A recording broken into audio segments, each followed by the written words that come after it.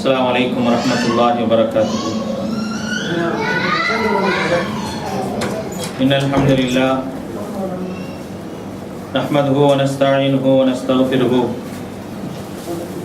ونعوذ بالله من شرور أنفسنا وسيئات أعمالنا.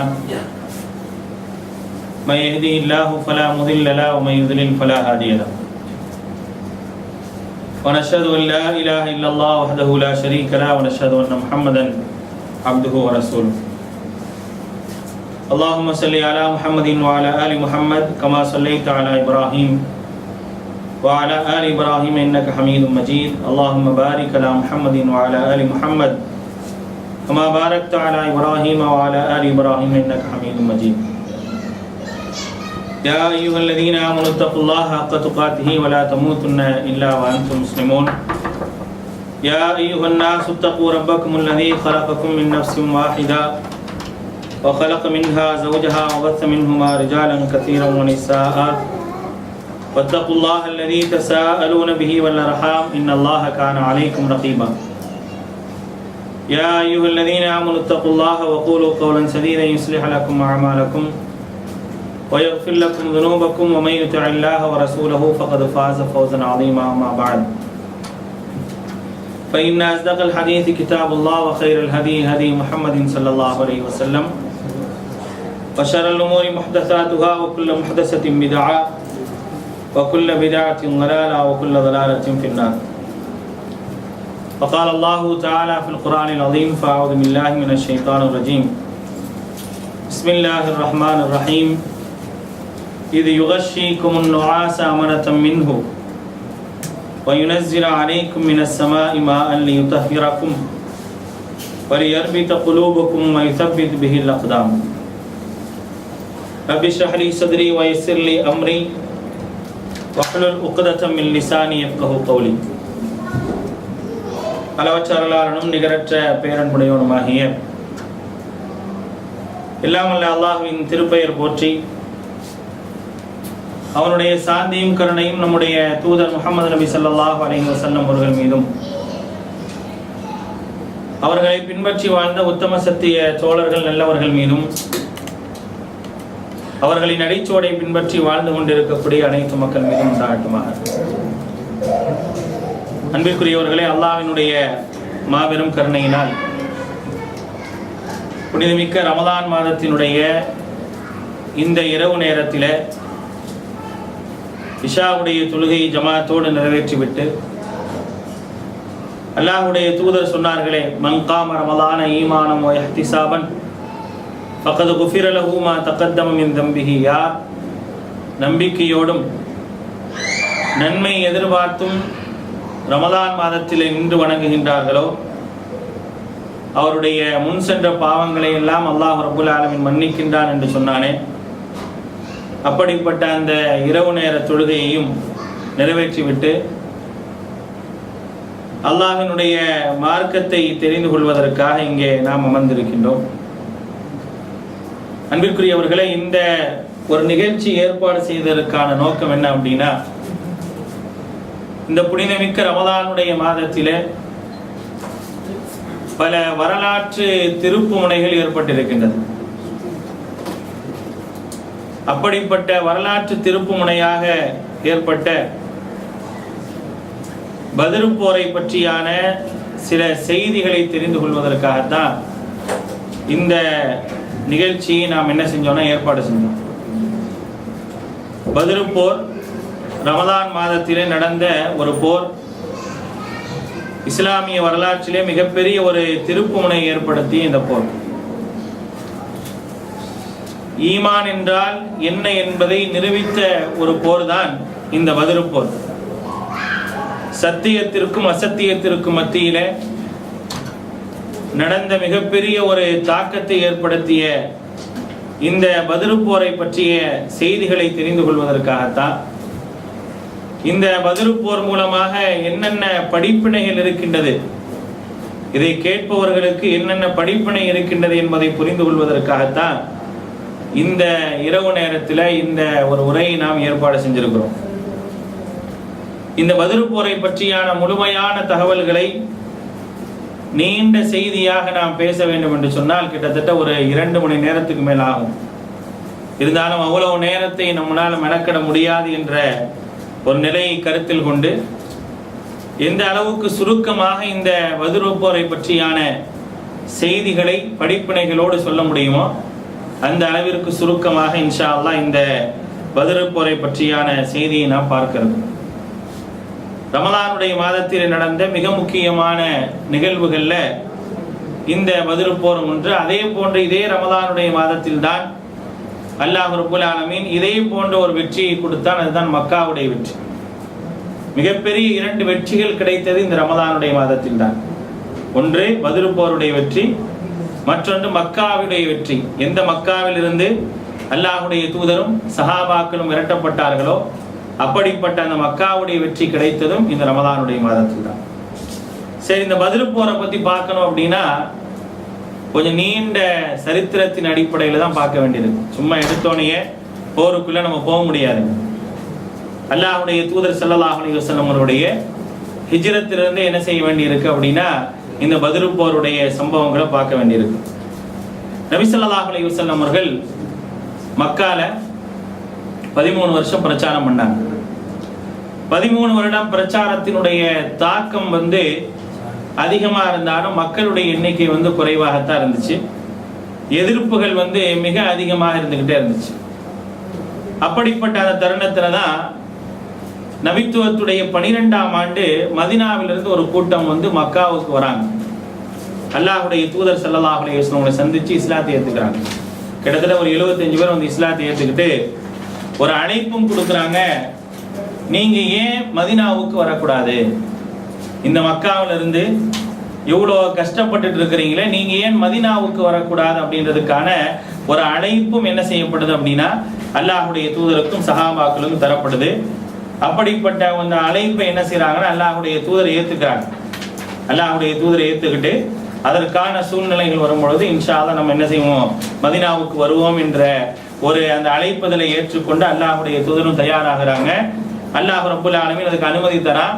சஹாபாக்களை கொஞ்சம் கொஞ்சமா என்ன செய்யறாங்க, மக்கால இருந்து மதீனாவுக்கு அனுப்பிட்டு அல்லாஹ்வுடைய தூதரும் என்ன செய்யறாங்க, மதீனாவுக்கு வந்துடுறாங்க. இந்த மதீனாவுக்கு நபி ஸல்லல்லாஹு அலைஹி வஸல்லம் அவர்கள் சென்றது என்பது மிகப்பெரிய ஒரு எரிச்சலை யாருக்கு ஏற்படுத்துனா மக்காவாசிகளுக்கு ஏற்படுது. குறைஷிகளுக்கு, இறைமறுப்பாளர்களுக்கு அல்லாஹ்வுடைய தூதர் ஸல்லல்லாஹு அலைஹி வஸல்லம் அவர்கள் மதீனாவுக்கு வந்தது மிகப்பெரிய ஒரு எரிச்சல். ஏன்னா இங்கு இருந்தால் இஸ்லாமை வளராமல் ஆக்கி விடலாம் என்ற ஒரு சிந்தனையில் அவங்க இருந்தாங்க. அந்த நேரத்தில் அல்லாஹ்வுடைய தூதரும் சஹாபாக்களும் மதீனாவுக்கு போன உடனே மதீனாவை எதிர்பார்த்து ஆதரவு தருது அப்படின்னோ அவங்களால என்ன செய்ய முடியல, தாங்கிக்க முடியல. அது மிகப்பெரிய ஒரு ஆத்திரம் என்பது மக்காவாசிகள் இருந்துட்டே இருந்துச்சு. மதீனாவுக்கு வரும்போது எப்படி வந்தாங்க சஹாபாக்கள், எல்லாத்தையும் இழந்துட்டு தான் வந்தாங்க. அவங்களுடைய சொத்து சுகங்கள் அனைத்தையும் இழந்து விட்டு தான் என்ன செய்யறாங்கன்னா மதீனாவுக்கு வராங்க. எல்லாத்தையும் எடுத்துட்டுலாம் வரல, எல்லாத்தையும் கொடுத்துட்டு தான் என்ன செய்யறாங்க, வெறுமனே தாங்கள் எப்படி இருந்தோமோ அதே நிலையில தான் என்ன செய்யறாங்க மதீனாவுக்கு வந்தாங்களே தவிர எதையுமே எடுத்துட்டு வரல. அப்ப மதீனால அவருடைய சொத்துக்கள் சுகங்களை எல்லாம் விட்டுட்டு தான் என்ன செய்யறாங்க மதீனாவுக்கு வராங்க. மதீனாவுக்கு வரக்கூடிய அந்த சூழ்நிலை எப்படி இருக்கு அப்படின்னா, மதீனாவு அது வரைக்கும் எப்படி இருப்பாங்கன்னா 2 கோத்திரம் இருந்தாங்க. ஹவுஸ் ஹஜரத் சொல்லக்கூடிய 2 கோத்திரம். இவங்க எப்ப பார்த்தாலுமே என்ன செஞ்சாங்கன்னா 2 பேருக்கு மத்தியில சண்டை போட்டுக்கிட்டே இருந்தாங்க. அல்லாஹ்வுடைய தூதர் ஸல்லல்லாஹு அலைஹி வஸல்லம் அவர்கள் மதீனா வரக்கூடிய அந்த தருணத்துல தான் யதார்த்தமாக 2 கூட்டத்தாரும் என்ன செய்யறாங்க, ஒன்று சேரலான்னு ஒரு முடிவுக்கு வராங்க. எப்ப பார்த்தா நம்ம சண்டை போட்டுக்கிட்டே இருக்கோமே, நாம் ஏன் ஒன்று சேரக்கூடாது அப்படின்ற ஒரு முடிவுக்கு நாம் இருவரும் ஒன்று சேருவோம். நம்ம இருவருக்கும் சேர்ந்து என்ன செய்வோம், ஒரு தலைவரை தேர்ந்தெடுப்போம். அந்த தலைவர் தான் யாரு, அப்துல்லாஹ் இப்னு உபை இப்னு சலூல் என்று சொல்லக்கூடிய பின்னால் நயவஞ்சகனாக அறியப்பட்ட அந்த நயவஞ்சகனுடைய தலைவனாக இருந்த அப்துல்லாஹ் இப்னு உபை இப்னு சலூல தான் என்ன செய்யறாங்க, தலைவராக தேர்ந்தெடுக்கிறான்னு சொல்லி ஹவுஸ் ஹஜ்ரஜ் என்ற அந்த 2 கூட்டம் முடிவு பண்றாங்க. 2 கூட்டம் தான் சேர்ந்து இஸ்லாத்தை ஏத்துக்கிறாங்க. அவங்க 2 கூட்டத்திலும் பெரும்பாலான மக்கள் இஸ்லாத்தை ஏத்துக்கிறாங்க. அவங்க சொன்னா எல்லாருமே ஏத்துக்கிற மாதிரியான ஒரு சூழ்நிலை தான் அது. அப்ப அல்லாஹ்வுடைய தூதர் மதீனாவுக்கு வந்தோட என்ன ஆகுது அப்படின்னா, அப்துல்லாஹ் இப்னு உபை இப்னு சலூலை தூக்கி போட்டுட்டு அல்லாஹ்வுடைய தூதரை தலைவரா ஏத்துக்கிறாங்க. இஸ்லாத்திற்கு ஒரு தலைவர், கோத்திரத்துக்கு ஒரு தலைவரா? இஸ்லாத்திற்கு வழிகாட்ட வருவதற்கு ஒரு தலைவர் இருக்க வேண்டும், கோத்திரத்துக்கு ஒரு தலைவர் தேவையில்லை அப்படின்னு சொல்லிட்டு எல்லாரும் என்ன செய்யறாங்க, ஒட்டுமொத்தமா அல்லாஹ்வுடைய தூதரை தலைவராக ஏத்துக்கிறாங்க. அப்படி ஏத்துக்கிட்ட உடனே என்ன செய்ய முடியுது, இந்த அப்துல்லா இப்னு சுபைல் உபை இப்னு சலூலால தாங்க முடியல. ஆக நம்மள தலைவராக ஏத்துக்கிறேன்னு சொன்னாங்களே, ஆனா கடைசியில் இந்த முகம்மது வந்த உடனே முகம்மதை ஏற்றுக்கொண்டார்கள், முகம்மதை தலைவராக ஏற்றுக்கொண்டான்னு ஒரு ஆத்திரம். அந்த ஆத்திரத்தில் என்ன செய்யறான், அவர்களோடு இஸ்லாத்தை ஏத்துக்கிட்ட மாதிரி சொல்லிட்டு அடுத்த நிலை என்ன செஞ்சானா, அவர்களுக்கு எதிரான ஒரு வேலை பார்ப்பதற்காக அப்துல்லா இப்னு சலூலும் உடைய கூட்டத்தாரும் என்ன செஞ்சாங்க, எப்போதுமே தயாராக இருந்தாங்க. அல்லாஹ்வுடைய தூதர் மதீனா வந்தோம் என்ன செஞ்சாங்கன்னா, ஒரு சில காரியத்தை செஞ்சாங்க. இந்த அரசியல் ரீதியாக ஒரு நாட்டிற்கு சென்றால் சில தந்திரங்கள் மேற்கொள்ள வேண்டுமா இல்லையா, அது மாதிரியான சில விஷயங்களை செய்யறாங்க. மதீனாவில் உள்ள யூதர்களோடு ஒரு ஒப்பந்தம் பண்றாங்க, புரிந்துணர்வு ஒப்பந்தம் மதீனாவுடைய யூதர்களோடு. ஏன்னா அவங்களோட தான் இருக்க போறோம், அவங்களோட சண்டை போட்டுட்டு இருக்க முடியாது. ஏற்கனவே சில எதிரிகள் எப்போது சண்டையிடுவதற்காக காத்துட்டு இருக்கனால நம்ம என்ன செய்ய முடியாது, இவங்களோட சண்டையிட்டு இருக்க முடியாது. அப்படின்றதுக்காக அல்லாஹ்வுடைய தூதர் யூதர்களோடு ஒப்பந்தம் பண்ணிக்கிறாங்க. அதுக்கு அடுத்தபடியாக செங்கடல் ஓரம், மதீனாவுடைய எல்கையான செங்கடல் ஓரத்துல சில மக்கள் வாழ்றாங்க. அந்த ஓரம் எப்படி அப்படின்னா, அதுதான் பார்டர். மக்காலிருந்து சிரியாவிற்கு வியாபாரத்திற்கு போகணும் அப்படின்னா மக்காவாசிகள் கடந்து செல்லக்கூடிய மிக முக்கியமான பார்டர் எது அப்படின்னா அந்த செங்கடல் ஓரத்தில் இருக்கக்கூடிய மதீனாவுடைய எல்கை தான். அதை தாண்டி தான் என்ன செய்ய முடியும், வியாபாரத்துக்கு போக முடியும். அப்ப அல்லாஹ்வுடைய தூதர் ஸல்லல்லாஹு அலைஹி வஸல்லம் என்ன செய்யறாங்க அப்படின்னா, அந்த மக்களோட ஒப்பந்தம் பண்றாங்க. நம்ம ரெண்டு பேரும் என்ன செய்வோம், சேர்ந்து இருப்போம், நமக்குள்ளாக எந்த ஒரு சண்டையும் என்ன செய்யக்கூடாது, போடக்கூடாது அப்படின்றதுக்கு ஒரு ஒப்பந்தம் பண்றாங்க. அந்த மக்கள் என்ன செய்யறாங்க, ஒப்பந்தத்தை ஏத்துக்கிறாங்க. இந்த ஒப்பந்தத்தை ஏற்றுக்கொண்ட காலத்துல இருந்து டெய்லி என்ன செய்வாங்கன்னா 2-3 பேரை அந்த எல்கைக்கு அனுப்புவாங்க. இது எதுக்கு அப்படின்னா அவர்களை பயமுறுத்தும். யார, மக்காவாசிகளுக்கு ஒரு பயத்தை ஏற்படுத்த வேண்டும் என்பதற்காகவே அல்லாஹ்வுடைய தூதர் ஸல்லல்லாஹு அலைஹி வஸல்லம் என்ன செஞ்சாங்கன்னா அப்படி ஒரு நிலையை கையாண்டாங்க. பல நேரங்கள் அல்லாஹ்வுடைய தூதரை என்ன செஞ்சிருக்கிறாங்க, அந்த எல்கைக்கு போயிருக்கிறாங்க, பல நேரம் சஹாபாக்கள் அனுப்பி இருக்கிறாங்க. இப்படி இருக்குது. இந்த சூழ்நிலையில இப்படி எல்கைக்கு இஸ்லாமியர்கள் வராங்கன்னு தெரிஞ்ச அந்த ஆத்திரத்தில் மக்காவாசிகள் என்ன செய்யறாங்க அப்படின்னா அவ்வப்பொழுது மதீனாவுடைய எல்கையில் என்ன செய்வாங்கன்னா நிறைய பிரச்சனைகள் செய்வாங்க. மதீனாவாசிகளுடைய தோட்டங்களை எல்லாம் என்ன செய்வாங்க, எரிச்சு நாசமாக்கி என்ன செய்வாங்க, போயிடுவாங்க. இப்படி இவர்கள் செஞ்சுக்கிட்டே இருக்கிறாங்க. இந்த மாதிரி ஒரு சூழ்நிலையில தான் ஹிஜ்ரி 2ஆம் ஆண்டு ஷாபான் மாதத்துல அல்லாஹ் ரப்பல் ஆலமீன் போரை கடமையாக்குறான். ஹிஜ்ரி 2ஆம் ஆண்டு ஷாபானுடைய மாதம் போர் கடமையாக்கப்படுது. அல்லாஹ் தஆலா போரை கடமையாக்கிட்டா இனிமே நீங்க என்ன செய்யலாம், போர் செய்யலாம். ஏன் போர் கடமையாக்கப்படுது அப்படின்னா அவர்களுடைய இறைமறுப்பாளருடைய தொல்லைகள் அதிகமாகிட்டே இருக்குது. அல்லாஹ்வுடைய தூதர் அவங்களுக்கும் சஹாபாக்களுக்கும் மதீனாவாசிகள் ஆதரவு தந்தாங்கன்ற ஒரே காரணத்துக்காக மதீனாவாசிகளால் என்ன செய்ய முடியல, பல துன்பங்களை அனுபவிக்க முடியலன்ற ஒரு சூழ்நிலை வரும் பொழுது அல்லாஹ் ரப்பல் ஆலமீன் என்ன செய்யறான்னு கேட்டீங்கன்னா போருக்கு அனுமதி கொடுக்குறான். போர் கடமையாக்கப்பட்டுருச்சு. சரி, போர் கடமையாக்கப்பட்டா போருக்கு போகணும். அப்படி போருக்கு போகக்கூடிய சூழ்நிலை வந்தா போறவங்க உண்மையான முஸ்லிமா இருக்கணும். ஃபில்டர் பண்ணணுமா இல்லையா? எல்லாரும் என்ன செய்ய முடியாது, போருக்கு போனா ஒருத்தர் முஸ்லிமா இருக்கிறாரா இல்லையான்னு தெரியாதவர் என்ன செய்ய முடியாது, போருக்கு கூட்டு போக முடியாது. அறகுறையாக இஸ்லாத்தை தழுவலாமா வேணாமான்ற சிந்தனை உள்ளவங்களை எல்லாம் போருக்கு கூட்டு போக முடியாது. அல்லாஹ் பாருங்க அவ்வப்பொழுது இந்த மாதிரியான ஃபில்டர் வேலையை பண்ணுவான். மியராஜ் சம்பவம் நடந்துச்சு ஹிஜ்ரத்துடைய 1 வருஷத்துக்கு முன்னால மியராஜுடைய சம்பவத்தை அல்லாஹ் தஆலா ஏற்படுத்தினா. அதுல பல விஷயத்தை தந்தாலும் அந்த மியராஜ் ஒரு ஃபில்டர். யார் முஸ்லிம்களாக இருக்கிறாங்க, யார் உண்மையான முஸ்லிம்களாக இருக்கிறாங்கன்றதுக்காகவே ஒரு ஃபில்டர் பண்றதுக்காகவே என்ன செஞ்சான் அப்படின்னா மியராஜுடைய சம்பவத்தை நடத்தினான். அந்த மியராஜ் போயிட்டு அல்லாஹ்வுடைய தூதர் சொல்றனா பாதி பேர் இஸ்லாத்துக்கு வெளியே போயிடுறாங்க. என்னப்பா ஒரு நைட்ல எப்படி இங்க இருந்து பைத்துல் முகத்தஸ் போக முடியும், அங்கிருந்து வானத்துக்கு போக முடியும், எப்படி தொழுகை கடமையாக்கிட்டு வர முடியும் அப்படின்னு சொல்லிட்டு பாதி பேர் என்ன செய்யறாங்க, இஸ்லாத்தை விட்டு வெளியே போயிடுறாங்க. யார் ஸ்ட்ராங்கா இருந்தாங்களோ அவங்க ஸ்ட்ராங்கா இருந்தாங்க. அப்ப அதே போல ஒரு ஃபில்டர் அல்லாஹ் ரப்பல் ஆலமீன் எங்க செய்யறான் அப்படின்னா மதீனாவுடையும் செய்யறான். ஏன்னா அது அவசியம். போர் காலத்துல ஃபில்டர் பண்ணாம மக்களை கூட்டு போனா யார் எந்த சைடு போவான்னு தெரியாது. அப்ப ஃபில்டர் பண்றதுக்காக அல்லாஹ் ரப்பல் ஆலமீன் என்ன ஒரு காரியத்தை செஞ்சான் அப்படின்னா காபாவை மாத்தினான். அது வரைக்கும் மக்கள் எதை நோக்கி தொழுதுட்டு இருந்தாங்கன்னா பைத்துல் முகத்தஸ் நோக்கி தான் தொழுதுட்டு இருந்தாங்க. பைத்துல் முகத்தஸ் நோக்கி தொழுதுட்டு இருந்தவங்களை அல்லாஹ் தஆலா என்ன செஞ்சா, ஒரே தொழுகையில நீங்க என்ன செய்யுங்க, காபாவின் பக்கம் திரும்பிருங்க அப்படின்னா. இப்படி காபாவின் பக்கம் அல்லாஹ்வுடைய தூதர் திரும்பணும்னு என்ன ஆகுது அப்படின்னா, என்ன இவர் இவ்வளவு நாள் இதை பார்த்து தொழுதுட்டு இருந்தாரு, திருப்பி இதை பார்த்து தொழுகிறான்னு சொல்லி பாதி பேர் வெளியே போயிடறாங்க. இதெல்லாம் வந்து அல்லாஹ் செய்யற ஒரு வேலை. ஃபில்டர் பண்ணணும்.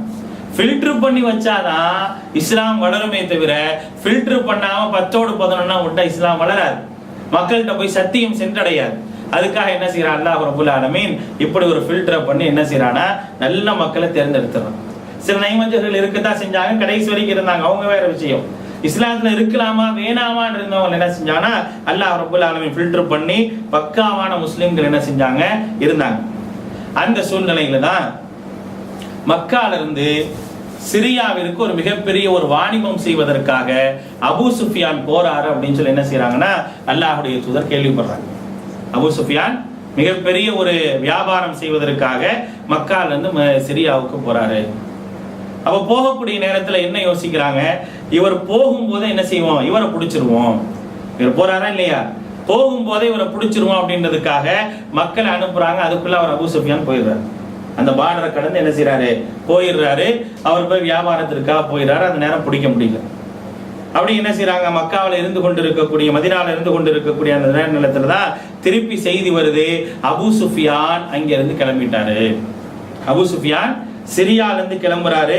சும்மா கிளம்புற, மிகப்பெரிய ஒரு தடவாளங்களோடு மிகப்பெரிய ஒரு வியாபார பொருட்களோடு திரும்பி வரார் அப்படின்ற ஒரு செய்தி அல்லாஹ்வுடைய தூதர் ஸல்லல்லாஹு அலைஹி வஸல்லம் கிடைக்குது.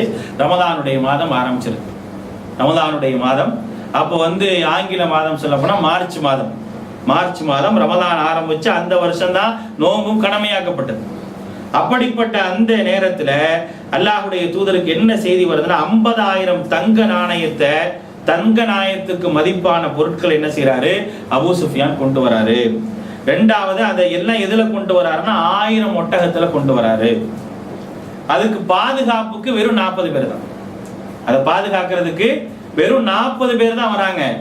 ஆனா பொருள் எவ்வளவு இருக்குது, 50,000 திரகம் மதிப்புள்ள தங்க நாணயத்தின் மதிப்புள்ள பொருட்கள் இருக்குது. 1000 ஒட்டகத்துல வருது, வெறும் 40 பேர் தான். அப்ப அல்லாஹ்வுடைய தூதர் என்ன நினைக்கிறாங்க, இந்த வாணிப குழுவை நாம் பிடித்து விட்டோம் என்று சொன்னால் கொள்ளை அடிக்கிறதுல நோக்கம் கிடையாது. இஸ்லாமியர்கள் கொள்ளை அடிச்சாங்களா அப்படின்னு கேட்கக்கூடாது. இது வந்து போருடைய காலகட்டம். இஸ்லாமியர்களுக்கு மிகப்பெரிய ஒரு பாதிப்பை ஏற்படுத்திக்கிட்டே இருக்கிறாங்க. பொருளாதாரம் இருக்கிறனாலதான் என்ன செய்யறாங்க, மிகப்பெரிய ஒரு பாதிப்பை ஏற்படுத்திக்கிட்டே இருக்கிறாங்க. அந்த பொருளாதாரத்திற்கு ஒரு முட்டுக்கட்டை போட்டோம் அப்படின்னா, அந்த பொருளாதார வளர்ச்சிக்கு முட்டுக்கட்ட போட்டா இந்த தாக்குதல் குறையும் என்பதற்காக அல்லாஹ்வுடைய தூதர் ஸல்லல்லாஹு அலைஹி வஸல்லம் எடுத்த ஒரு போர் தந்திரங்கள்ல ஒண்ணு. அப்ப என்ன செய்யறாங்க, அல்லாஹ்வுடைய தூதர் சொல்றாங்க, இந்த வாணிப கூட்டத்தை நம்ம பிடிக்கணும். வாணிப கூட்டத்தை பிடிச்சோம் அப்படின்னா நமக்கு மிகப்பெரிய ஒரு பொருளாதாரம் ஈட்டிக்கலாம். அதே நேரத்துல என்ன செய்யலாம் அப்படின்னா அவர்களுடைய பொருளாதார நிலையை நம்ம என்ன செய்யலாம், தடுத்துடலாம் அப்படின்ற அந்த யோசனையில அல்லாஹ்வுடைய தூதர் ஸல்லல்லாஹு அலைஹி வஸல்லம் அவர்கள் சஹாபாக்களை கிளம்ப சொல்றாங்க. எது கிளம்புறாங்க, போருக்காக எல்லாம் கிளம்பல. கிளம்புறது எதுக்காக, வாணிப கூட்டத்தை பிடிக்கிறதுக்காக தான். வெறும் 40 பேர் பாதுகாப்புக்கு வரக்கூடிய அந்த வாணிப கூட்டத்தை பிடிக்கிறதுக்காக அல்லாஹ்வுடைய தூதரும் சஹாபாக்களும் கிளம்புறாங்க. கிட்டத்தட்ட எத்தனை பேர் கிளம்புறாங்க, 313 இருந்து 317 வரைக்கும் கிளம்புறாங்க அப்படின்றது செய்தி. 315 என்ற ஒரு செய்தி இருக்குது, மாறி மாறி செய்தி இருக்குது. அதுல குறிப்பிட்ட எண்ணிக்கை அப்படின்னு பார்த்தா முஹாஜிர்கள் 84 பேர். முஹாஜிர்கள் 84 பேர். அன்சாரிகள்ல அவுஸ் கூட்டத்தை சார்ந்தவங்க 61 பேர். ஹஸ்ரஜ் கூட்டத்தை சார்ந்த 170 பேர். இவங்க என்ன செய்யறாங்க, கிளம்புறாங்க. இவங்களுக்கு பெரிய வாகன வசதி எல்லாம் கிடையாது. ஒரே ஒரு கவச ஆடை, அதுவும் அல்லாஹ்வுடைய தூதர்கிட்ட இருக்குது. அதே போல 2 குதிரை தான் இருக்குது. 70 ஒட்டகம் இருக்குது. இந்த 70 ஒட்டகத்துல தான் என்ன செய்யணும், பயணம் மேற்கொள்ள. அதாவது மதீனால இருந்து நீங்க அந்த செங்கடல் ஓரத்துக்கு அந்த பார்டருக்கு போனா ரொம்ப தூரம், நடந்தெல்லாம் போக முடியாது. ஒரு ஒட்டகத்துல 2 பேர் 3 பேர் என்ன செய்வாங்க, மாறி மாறி உட்கார்ந்து என்ன செய்வாங்க, போவாங்க. இப்ப இப்படியாக என்ன செய்யறாங்க, அல்லாஹ்வுடைய தூதர் அப்படி சஹாபாக்கள் மதீனால இருந்து கிளப்பிட்டு அந்த நேரத்துல மதீனால வந்து அப்துல்லாஹ் இப்னு உம்மு மக்தும் அவர்களை பள்ளிவாசலுக்கு இமாமாக நியமிச்சுட்டு என்ன செய்யறாங்க, அல்லாஹ்வுடைய தூதரும் சஹாபாக்களும் கிளம்பிடுறாங்க. கிளம்பி அந்த பத்ருடைய எல்லைக்கு வராங்க. அப்படி வந்தாதான் அந்த செங்கடல் ஓரத்துக்கு போய் உங்க வாணிப கூட்டத்தை பிடிக்க முடியும். போற இடத்துல ஒரு இடத்துல தங்கி தங்கி தங்கி தங்கி போறாங்க.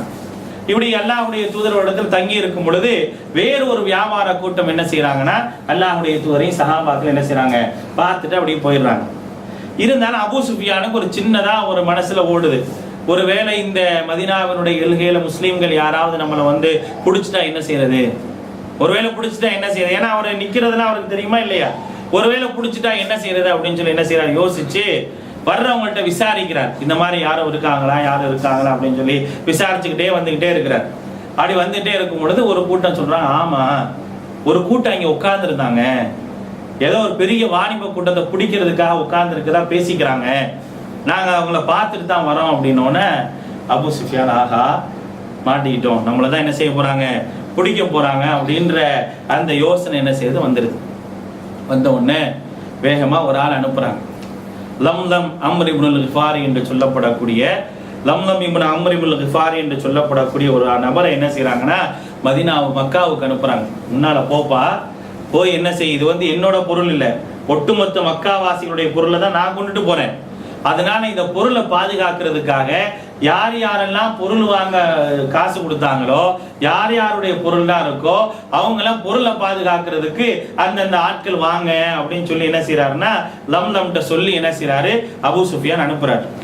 இந்த லம்லம் என்ன செய்யறாரு, நேரா போய் மக்காவுடைய எல்க வந்தவுடன் என்ன செய்யறான், அந்த ஆள் கத்துறான், ஓன்னு கத்துறான். ஒரு ஒப்பாரி வைக்கிற மாதிரி கத்திட்டு தன்னுடைய ஒட்டகத்துடைய மூக்கெல்லாம் அறுத்து விட்டு சட்டையெல்லாம் கிழிச்சு தன்னையே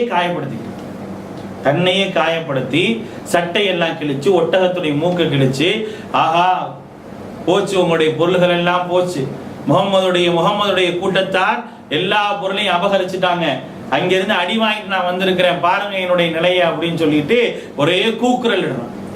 கூக்குரல் இட்ட உடனே மக்காவை கலைபுரமாயிருது. ஆஹா, இது என்ன, முகம்மதை விட்டுக்கிட்டே போனோம் அப்படின்னா நம்மளை எல்லாம் ஒண்ணும் இல்லாம ஆக்கிடுவாரு அப்படின்றதுக்காக மிகப்பெரிய ஒரு படையை திரட்டுகின்றான் அபூ ஜஹல். மிகப்பெரிய ஒரு படையை திரட்டு, எப்படியாவது இவர்களை 2ல் 1 பார்த்துட்டு வரணும் அப்படின்றதுக்காக மிகப்பெரிய ஒரு படை திரட்டப்படுகின்றது. எவ்வளவு பேரு, கிட்டத்தட்ட 1300 பேர். இவங்க எத்தனை பேரு, 300 சொச்சம் பேரு. அவங்க எத்தனை பேரு, 1300 பேரு. மிகப்பெரிய ஒரு போருக்காகவே தயாராகி வராங்க. அதுல எப்படி வராங்க தெரியுமா, 100 குதிரைப்படை வீரர்கள், 600 பேர் கவச ஆடை அடைந்தவர்கள், 600 பேர், கணக்கில்லாத ஒட்டகம். இவங்கள்ட்ட மொத்தமே எத்தனை ஒட்டகம் தான் இருக்குது, 70 தான் இருக்குது. ஆனா அவங்கள்ட்ட கவுண்டிங்கே பண்ண முடியாது, அவ்வளவு நிறைய ஒட்டகம். 1300 பேர் என்ன செய்யறாங்க, எப்படியாவது இதுதான் வழி, இனிமே முகம்மதை விட முடியாது என்பதற்காக மிகப்பெரிய ஒரு திரட்டலோடு போருக்காக கிளம்புற, போர் செய்ய வேண்டும் என்றே கிளம்பிட்டான் அபூ ஜஹல். எல்லாரும் போருக்கு வரணும். யாராவது போருக்கு வர முடியவில்லை என்று சொன்னால் உங்க சார்பா காசு கொடுத்து ஒரு ஆளையாவது அனுப்பணும் அப்படிங்க. உங்களால போருக்கு வர முடியலன்னா காசு கொடுத்தாவது ஒரு ஆள் அனுப்பணும். அப்ப யாரு வரல, அபூ லஹப் வர மாட்டேன். ஏன்னா ஏற்கனவே அல்லாஹ் சபிச்சிட்டானா இல்லையா, தப்பத் யதா அபீ லஹபின் வதப், அபூ லஹபுடைய 2 கைகளும் நாசமாகட்டும் அப்படின்ற அந்த வசனம் நீ கண்டிப்பா அழிவன்னு சொன்ன அல்லாஹ்வுடைய தூதருடைய முன்னெச்சரிக்கை எல்லாம் பயந்து என்ன செஞ்சுட்டா போருக்கு வர மாட்டேன். போருக்கு வராம என்ன செய்யறான், தனக்கு பதிலாக காசை கொடுத்து ஒரு ஆள் அனுப்பும், நீ எனக்காக போருக்கு போயிட்டு வா, நான் வர முடியும். இப்படித்தான் அழைப்பே கொடுக்கிறாங்க குறைஷிகள். போருக்கு எல்லாரும் வரணும், உங்களால வர முடியலையா, வராதவர்கள் ஆட்களையாவது பணம் கொடுத்து அனுப்ப வேண்டும் என்று சொல்லி அப்படிப்பட்ட மிகப்பெரிய ஒரு தடவாளங்களோடு 1300 பேர் சும்மா வரல, பாட்டு பாடுறதுக்கு ஆளை வச்சு, உசு பேத்துறதுக்கு ஆளை வச்சு, இப்படியாக கூப்பிட்டு கொண்டு அப்படி வராங்க. அல்லாஹ்வுடைய தூதர் என்ன செஞ்சாங்கன்னா, கிளம்பும் போது 2 பேர் அனுப்பி அங்க என்ன நடக்குதுன்னு பாக்குறதுக்காக 2 தூதர்களை ஒற்றர்களை அனுப்பியிருந்தாங்க. இப்ப அல்லாஹ்வுடைய தூதர் உட்கார்ந்து இருக்கக்கூடிய அந்த இடத்துல என்ன செய்தி வருது அப்படின்னா, அபூ ஜஹல் ஒரு மிகப்பெரிய படையை திரட்டிட்டு வரான்னு சொல்லி நேரா அந்த 2 பேர் வந்து அல்லாஹ்வுடைய தூதர்கிட்ட சொல்லிடுறாங்க. அல்லாஹ் ரப்பல் ஆலமீன் குர்ஆன்ல சொல்லி காட்டுறான். அபூ ஜஹல் கிளம்பிய விதத்தை பற்றி அல்லாஹ் ரப்பல் ஆலமீன் குர்ஆன்ல சொல்றான் பாருங்க, பத்தரம் வரிஆ அன்னாசி வ யசுத்தூன அன் சபீலில்லாஹ். சும்மாலாம் வரல, மிகப்பெரிய அகம்பாவத்துடன், மிகப்பெரிய மக்கள் எல்லாம் பார்த்து பயப்பட வேண்டும் என்பதற்காக மிகப்பெரிய பெருமையோடும் அகம்பாவத்துடனும் பத்தரம் வரிஆ அன்னாஸ், மக்கள் எல்லாம் பார்ப்பதற்காக வ யசுத்தூன அன் சபீலில்லாஹ், அல்லாஹ்வுடைய பாதையில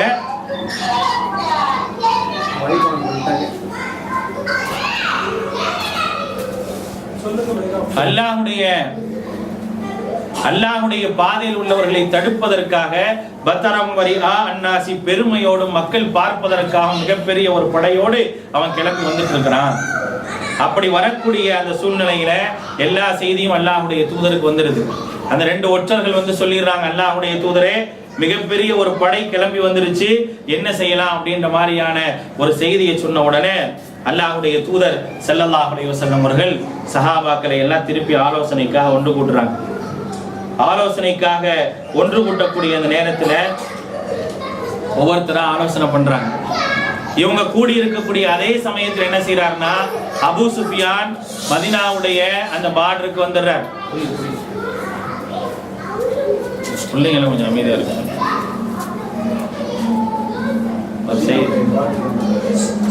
மதீனாவுடைய பார்டருக்கு என்ன செய்யறார், அபூ சுஃபியான் வந்து செங்கடலுடைய மேற்கு பக்கமா போயிடுறார் அப்படியே. ஏன்னா இவங்க தான் இங்க வரலையே, வராதனால இவர் என்ன செய்யறாருன்னா செங்கடலுடைய மேற்கு பக்கமாக இந்த சைடு வந்தாதான் இந்த ஓரத்துல வந்தாதான் மாட்டிக்கொண்டதுக்காக செங்கலுடைய மேற்கு பக்கமாக என்ன செய்யறாரு, அப்படியே என்ன செய்யறார், அபூ சுஃபியான் அந்த மதீனாவுடைய பார்டரை கடக்கிறார். இந்த நேரத்தில் இவங்க வந்துட்டு இருக்கிறாங்க. அல்லாஹ்வுடைய தூதர் உட்கார்ந்து ஆலோசனை பண்ணிட்டு இருக்கிறாங்க. அல்லாஹ்வுடைய தூதர் சஹாபாக்களை எல்லாம் கூப்பிட்டு கேட்கிறாங்க, சூழ்நிலையை சொல்றாங்க. இந்த மாதிரி சூழ்நிலை ஒவ்வொருத்தரையா கூப்பிட்டு சொல்றாங்க.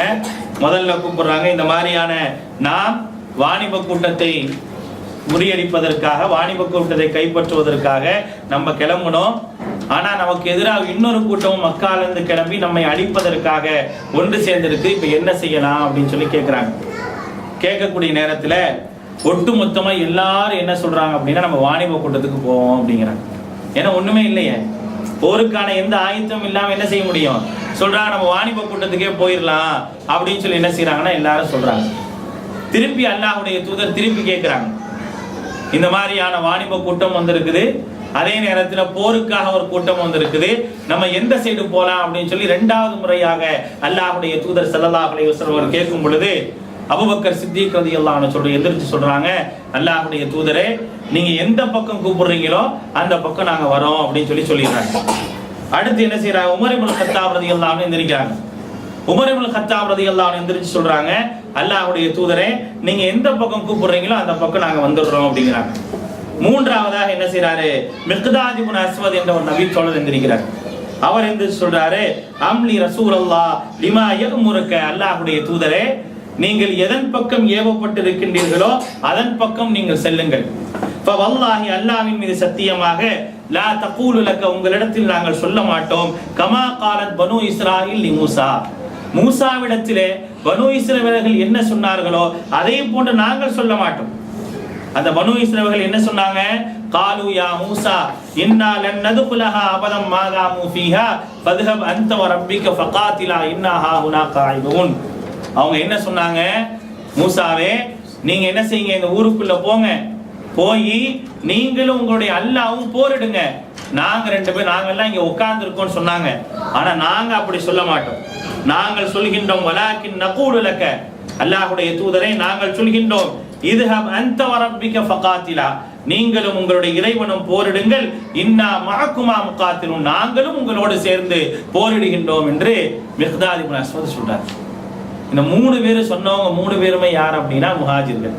மூணு பேருமே யாரு, மக்கால இருந்து மதீனாவுக்கு வந்த தோழர்கள். உடனே மிக்தாத் இப்படிப்பட்ட உரையாற்ற உடனே அல்லாஹ்வுடைய தூதர் ஸல்லல்லாஹு அலைஹி வஸல்லம் அவர்கள் அபிஷிரியா மிக்தாத் அப்படின்னு சொல்லிட்டு என்ன செய்யறாங்க, அல்லாஹ்வுடைய தூதரை உட்கார சொல்லிடுறாங்க.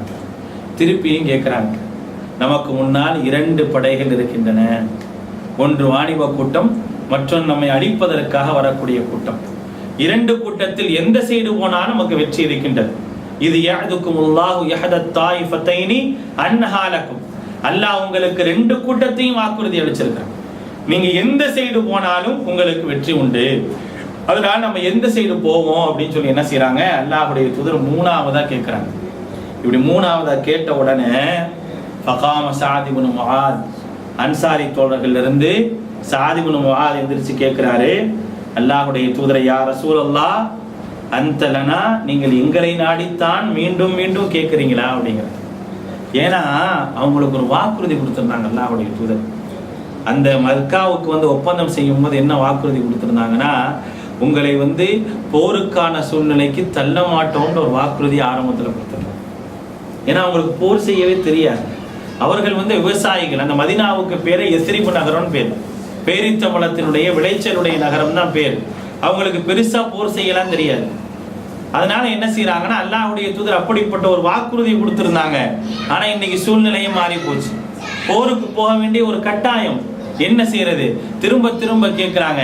அப்ப கேட்கிறாங்க, அல்லாஹ்வுடைய தூதரை எங்களை நாடித்தான் இதை கேட்கிறீங்களா?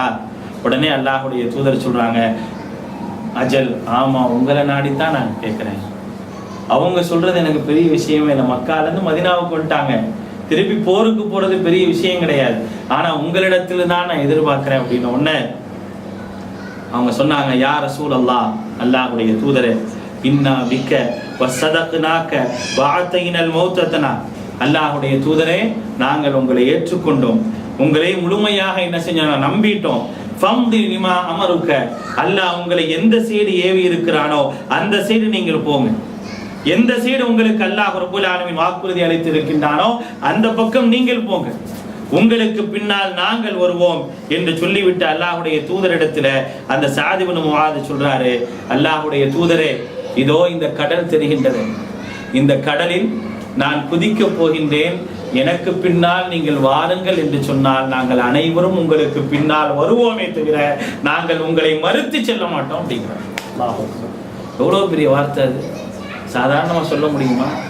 போருக்கே வரலையேங்க, போருக்கு வராத நேரத்துல சொல்ற வார்த்தையை பாருங்க. கடலில் குதிக்க சொன்னாலும் குதிக்கிறேன். சொல்றவர் யாரு? அவுஸ் கோத்திரத்தை சார்ந்த ஒரு நபித்தோழர். இன்னொரு கூட்டம் இருக்கு, ஹஸ்ரஜ் கூட்டம் இருக்குது. அவங்கள கேட்கவெல்லாம் இல்ல, சொல்லிடுறார். ஆனா பாருங்க, மாஷா அல்லாஹ், அந்த அதுவரை அல்லாஹ்வுடைய தூதர் வர்ற வரைக்கும் சண்டையிட்டு கொண்டிருந்த இந்த இரண்டு கோத்திரத்தாரும் அல்லாஹ்வுடைய தூதர் ஒன்றிணைத்த பிறகு மாற்று கருத்தாக ஒருவர் கூட சொல்லல. பல நேரங்கள் பேசியிருக்கிறாங்க. பல நேரங்கள் ஹவுஸ் ஹஜ்ரஜ் கூட்டத்தினுடைய பிரச்சனை சில நேரம் எழும்பி இருக்குது. சஅத் இப்னு முஆத் சொல்லக்கூடிய கருத்துக்கு சஅத் இப்னு உபாதா மாற்று கருத்தெல்லாம் சொல்லியிருக்கிறார். ஆனா இந்த போர்ல, பத்ரு போர்ல மட்டும் பாருங்க, அல்லாஹ் அக்பர், அவங்க சொன்னதுக்கு எதுக்குமே மாற்றம் சொன்னானோன்னு சந்தோஷமா என்ன செய்யறாங்க, அல்லாஹ்வுடைய தூதர் ஸல்லல்லாஹு அலைஹி வஸல்லம் அவர்கள் போருக்கு கிளம்புறாங்க. அல்லாஹ்வுடைய தூதர் போருக்கு கிளம்புறாங்க. அப்படி போருக்கு போய்கிட்டே இருக்கும் பொழுதே அடுத்த ஒரு நிகழ்வு நடக்குது. அப்படி போயிட்டே இருக்கும் பொழுது ஒரு மிகப்பெரிய ஒரு திடகாத்திரமான ஒருத்தர் வரார். போற வழியில ஒருத்தர் வரார். அவர் யார் அப்படின்னா, அவர் கூலிக்காக போர் செய்யறவர். கூலிக்காக போர் செய்வார். அதாவது யாராவது போருக்கு கூப்பிட்டா போயிடுவாரு, அவங்களோட இருந்து சண்டை போட்டுருவாரு, போர்ல என்ன கிடைக்குதோ அதை வாங்கிட்டு போயிடுவாங்க. அப்படிப்பட்ட ஒரு நபர் என்ன செய்யறாரு, வராரு. வந்த உடனே அவர் கேட்கிறார், நீங்க எல்லாம் எங்க போறீங்க அப்படின்னு. நாங்க எல்லாம் போருக்கு போறோம் அப்படின்னு சொன்னார். சொன்ன உடனே அவர் சொல்ல, நான் உங்களோட வரவா, நான் உங்களோட போர் செய்யவா, நான் போருக்கு வரேன், உங்களுக்கு கிடைக்கிறதுல ஏதாவது ஒண்ணு எனக்கு கொடுங்க அப்படிங்கிறார். உடனே சஹாபாக்கெல்லாம் சந்தோஷம். ஏன்னா போர் தெரிஞ்ச ஒரு ஆளு, போர் தெரியாதவரா இருந்தா பரவாயில்ல, போர் தெரிஞ்சவர் இவர். எப்படிலாம் உள்ள போய் சண்டை போடணும்னு தெரிஞ்சனால உடனே என்ன செய்யறாங்க, சரி வாங்கன்னு சொல்லுங்க அப்படின்னு சொல்லிட்டு எல்லாரும் அல்லாஹ்வுடைய தூதரை பார்க்கறாங்க. அவங்கள வாங்கி திறக்க மாட்டாங்களே, அல்லாஹ்வுடைய தூதர் என்ன சொல்றாங்கன்னு பார்க்கறாங்க.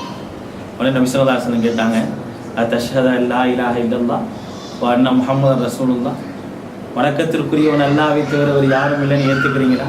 இல்ல. என்னை தூதரா ஏத்துக்கிறீங்களா? இல்ல. அப்பனா நீ வேணாம்பா, நான் போனது எதுக்காக போகல, எனக்கு நாட்டை பிடிக்கிறதுக்காக நான் போகல, என் சொத்து சுகத்தை காப்பாத்துறதுக்காக போகல. கலிமத்துல்லாஹி உல்யா, அல்லாஹ்வினுடைய ஒரே வார்த்தை லா இலாஹ இல்லல்லாஹ் உயர வேண்டும் என்பதற்காக நான் போறேன். அதனால இங்க ஒருத்தர் நிக்கிறார் அப்படின்னா அவர் லா இலாஹ இல்லல்லாஹ்வை தெரிஞ்சவராகத்தான் இருக்கணுமே தவிர தெரியாதவர் வேணாம்பா அப்படின்னு சொல்லிடுறாங்க. உடனே சஹாபாக்களும் சரின்னு போயிட்டே இருக்கிறாங்க. போன திருப்பி 2வது தடவையும் வராது. 2வது தடவை வந்தோடனே அவங்க சஹாபாக்களுக்கு ஒரு ஆசை வருது, 2வது தடவை வந்தப்பயாவது அல்லாஹ்வுடைய தூதர் ஏத்துக்க மாட்டாங்களா அப்படின்னு சொல்லி 2வது தடவையும் கேட்கும்போது 2வது தடவையும் அதை சொன்னோன்னே அந்த மனிதருக்கு ரொம்ப ஆச்சரியமா போகுது. என்னடா இது, சொற்பமான மக்கள் இருக்கிறாங்க, ஆனா எப்ப கேட்டாலும் அந்த கொள்கை உறுதியில தான் இருக்காங்களே தவிர நீ வான்னு கூப்பிட மாட்டேங்கிறாங்களே அப்படின்னு ஒரு ஆச்சரியம் அந்த மனிதருக்கு. 3வது சந்திச்சு அவரா வலியேக்க சொல்றாரு, அஷ்ஹது அல்லா இலாஹ இல்லல்லாஹ் வ அன்ன முஹம்மது ரசூலுல்லாஹ். அந்த ஆச்சரியம் அவரை இஸ்லாத்துக்கு ஏத்துக்க வைக்கும். எப்படி ஒரு கொள்கை உறுதியா, எதற்காகவும் கொள்கை விட்டு கொடுக்காத ஒரு உறுதி, எப்படிப்பட்ட கொள்கை பாரு. இந்த எத்தனை நேரத்துல எத்தனை சந்தர்ப்பத்துல சின்ன சின்ன விஷயத்துக்கெல்லாம் மனுஷன் கொள்கை விட்டு கொடுத்துறான், இஸ்லாத்தை விட்டு கொடுத்துறான், அல்லாஹ்வுடைய போதனை விட்டு கொடுத்துறான், அல்லாஹ்வுடைய தூதருடைய வழிமுறை விட்டு கொடுத்துறான், சாதாரண விஷயங்களுக்கெல்லாம் விட்டு கொடுத்துறான். ஆனா பாருங்க, உயிரையே துச்சமாக மதித்து எந்த விதமான போர் தடவாளங்களும் இல்லாமல் ஈமானை மட்டுமே ஆயுதமாக வைத்து செல்லக்கூடிய அந்த நபருக்கு ஒருவர் கிடைக்கின்றார் என்று சொன்னால் அவர் அல்லாஹ்வை ஏற்றவராகத்தான் இருக்கணும். அல்லாஹ்வை புரியாதவராக இருந்தால் கண்டிப்பாக ஈடேற்றம் கிடைக்காது. அப்படிப்பட்ட ஒரு வெற்றி எங்களுக்கு தேவையில்லை என்று சொன்ன உடனே அந்த மனிதர் மூன்றாவதாக ஆச்சரியப்பட்டு இப்படிப்பட்ட ஒரு உயர்ந்த கொள்கையா அப்படின்னு சொல்லி இஸ்லாத்தை ஏத்துட்டு போயிட்டு இருக்காங்க. அதுக்குள்ள அபூ சுஃபியான் அந்த சைடு இருந்து என்ன செய்யறாரு, அந்த சைடுல இருந்து என்ன செய்யறாரு, லெட்டர் கொடுத்து விடுறாரு. யாருக்கு? அபூ ஜஹலுக்கு லெட்டர் கொடுத்து விடுறாரு. அபூ ஜஹலுக்கு லெட்டர் கொடுத்து விட்டு சொல்றாரு, அப்பா வேணாம். அபூ ஜஹலுக்கு லெட்டர் கொடுத்து விட்டுறாரு, நான் இப்போ சேஃபா வந்துட்டேன், நீங்க எல்லாம் திரும்பிடுங்க அப்படிங்கிறார். நான் சேஃபா வந்துட்டேன், நீங்க எல்லாம் திரும்பிடுங்க அப்படின்னோடனே அது எப்படி முடியுங்கிற, அதெல்லாம் முடியாது, நீங்க போயிட்டு வாங்க, நான் கிளம்பிட்டேன், இனிமேல் நாங்கள் இவர்களை அழித்து விட்டு தான் வருவோமே தவிர ஒரு காலம் பின்தங்க மாட்டோம் அப்படின்னு சொல்லி என்ன செய்யறான்னு கேட்டீங்கன்னா அபூ ஜஹல் இருமாப்போடு சொல்றான். இருமாப்போட சொல்லிட்டு முடியவே முடியாது, நாங்க திரும்பி போகவே மாட்டோம், ஒரு முடிவு கட்டிட்டு வர, நீ வேணா போய்க்கோ அப்படின்னு சொல்லி அபூ சுஃபியானுக்கு திரும்பி பதில் கொடுத்து விட்டுறாங்க. அப்ப என்ன ஆகுதுன்னா அந்த படையில ஒரு சலசலப்பு ஏற்படுது. 1300 பேர் வந்தாங்களா இல்லையா? 300 பேர் ஒரே கோத்திரத்தை சார்ந்தவங்க. அந்த 300 பேர் அப்பா அவங்க கூட வர முடியாதுன்றாங்க. என்ன நீ என்ன சொல்லி கூட்டிட்டு வந்த? வாணிபத்தை பாதுகாக்கணும் கூட்டிட்டு வந்த, வாணிபமே சேஃபா போயிருச்சு அப்படின்றப்ப திருப்பி எதுக்கு போர் செய்யணும், அதனால நாங்க வரமாட்டோம் அப்படின்னு சொல்லி அந்த 300 பேரை திரும்பி போயிடுறாங்க. இதுதான் இறை மறுப்பாளர்களுக்கு ஏற்பட்ட முதல் அடி. எவ்வளவு காம்ப்ரமைஸ் பண்ண, என்னப்பா இவ்வளவு உங்களை உசுப்பேத்துறதுக்கு பாடல் பாடுவதற்கு அடிமை பெண்கள் எல்லாம் இருக்கிறாங்க, உங்களுக்கு உணவுக்கு ஒட்டகங்கள் எல்லாம் இருக்குது, இதெல்லாம் விட்டுட்டு போறியா? இது எதுவுமே எனக்கு தேவையில்லைப்பா, நீ கூப்பிட்டது என் பொருளை பாதுகாக்க கூப்பிட்ட, ஆனா என் பொருள் தான் சேஃபா வந்துருச்சு, திருப்பி என் போர் செய்யணும்னு சொல்லிட்டு அவங்க வந்துடுறாங்க. அந்த 300 பேர் போயிடுறாங்க. 1300ன்றது 1000 ஆயிடுச்சு. இவங்க கிளம்பி என்ன செய்யறாங்க, ஒதுவத்துல் குஸ்வா என்ற இடத்திற்கு இறை மறுப்பார்கள் வராங்க.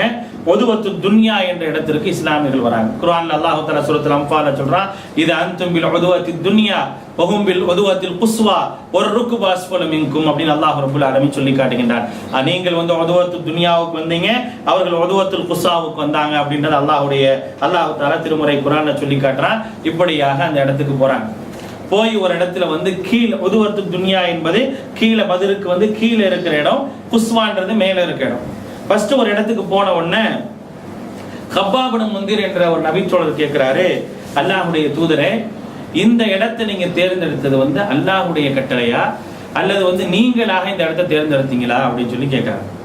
கேட்ட உடனே அல்லாஹ்வுடைய தூதர் சொல்றாங்க, இல்லப்பா நான் தான் இந்த இடத்தை தேர்ந்தெடுத்தேன் அப்படின்னு சொன்ன உடனே கப்பாப் சொல்றாங்க, இன்னும் கொஞ்சம் நம்ம கீழே போவோம் அப்படிங்கிறாங்க. ஏன்னா இன்னும் கொஞ்சம் கீழே போனா எல்லா நீர்நிலைகளும் நமக்குரியதாக ஆயிடும். பெரிய பெரிய தண்ணீர்லாம் வந்துச்சு அப்படின்னா நீர்நிலைகளை எல்லாம் நமக்குரியதாக ஆக்கிக்கிட்டோம்னா மேலே இருக்கக்கூடிய எதிரிகள் நீர் வேண்டும்னாலும் நம்மளால தேடி வரணும், இந்த இடத்துக்கு தான் வரணும். அதனால நம்ம இன்னும் கொஞ்சம் தள்ளி போயிடலாம் அப்படின்னோடனே உடனே அல்லாஹ்வுடைய தூதர் ஸல்லல்லாஹு அலைஹி வஸல்லம் அவர்கள் ஏத்துக்கிட்டு இன்னும் கொஞ்சம் என்ன செய்யறாங்க, உள்ள போயிடுறாங்க. போனவொன்னு ஒரு மேட்டு பகுதியில் என்ன செய்ய, நபி ஸல்லல்லாஹு அலைஹி வஸல்லம் அவங்களுக்காக பெரிய டென்ட் போடப்படுது, அங்கே இருக்கிறாங்க. அப்ப என்ன செய்யறாங்க, அங்கே எதிரிகள் மேல இருக்கிறாங்க, இவங்க கீழே இருக்கிறாங்க. இப்ப என்ன தெரியணும், எதிரிகள் எத்தனை பேர் இருக்காங்கன்னு தெரிஞ்சுக்கணுமா இல்லையா? அதுக்காக என்ன செய்யறாங்க, முதல்ல அபூபக்கர் சித்திக் ரலியல்லாஹு அன்ஹு அனுப்புறாங்க. அல்லாஹ்வுடைய தூதர் போய் நீங்க எத்தனை பேர் இருக்காங்கன்னு பார்த்துட்டு வாங்க அப்படின்னு சொல்லி அனுப்பினோன்னே அபூபக்கர் சித்திக் ரலியல்லாஹு அன்ஹு போயிட்டு இருக்கும்போது ஒரு பெரியவர் வரார்.